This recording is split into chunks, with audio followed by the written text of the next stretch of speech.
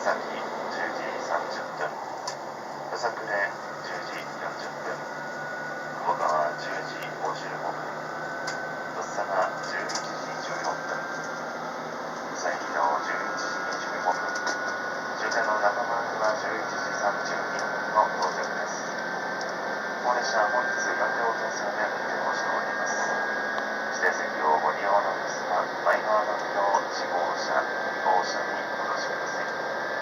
自由席をご利用の皆様、後ろ側の2両3号車、4号車にお下がりください。自動販売機等の次は1号車、後ろのございます。どうぞご利用ください。トイレの設備は1号車、後ろ側、3号車、後ろ側、4号車、前側にございます。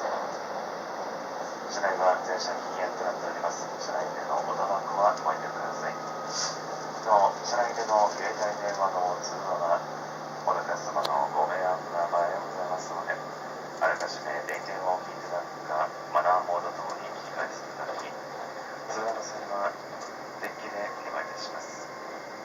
なお、閉まりますドアはそのまま閉まり、お客様の手や足を塞ぐ恐れがあります。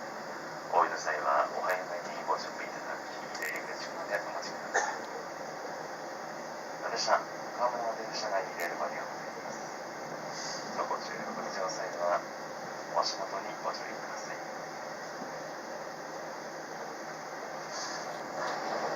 本日、自由席ございます。お荷物などはお膝の上かターンの上にお置きいただき、一人でも多くのお客様がお座りになりますようご協力をお願いいたします。途中の久保川駅までご案内いたしますのは、高級電車を私、足の多少和田がご案内いたします。高列車特急列車 C3